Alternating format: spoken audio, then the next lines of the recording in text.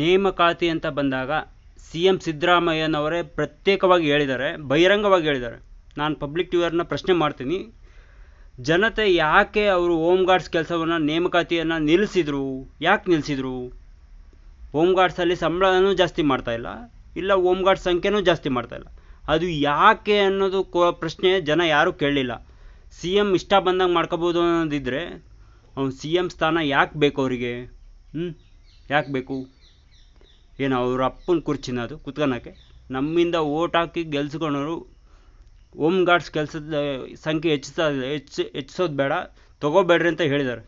ತೊಗೋಬೇಡ್ರಿ ಅಂತ ಆದೇಶ ಬಂದಾಗಲೇ ನಾನು ಅಂದ್ಕೊಂಡೆ, SLC ಮಾಡಿ ಮುಂದಕ್ಕೆ ಹೋಗದೇ ಇರೋರ ಸಂಖ್ಯೆನೂ ಭಾಳ ಇದೆ, ಅದರಲ್ಲಿ ದುಡಿಯೋರ ಸಂಖ್ಯೆನೂ ಇದೆ, ದುಡಿಯೋಕ್ಕಾಗದೇ ಇರೋರ ಸಂಖ್ಯೆನೂ ಇದೆ. ದುಡಿಯೋಕ್ಕಾಗದೇ ಇರೋರ ಸಂಖ್ಯೆನಾದರೂ ಗುರುತಿಸಿ ಆ ಹೋಮ್ ಗಾರ್ಡ್ಸ್ ಕೆಲಸಕ್ಕೆ ತಗೋಬೇಕಾಗಿತ್ತು. ಇದು ಸಿ ಎಮ್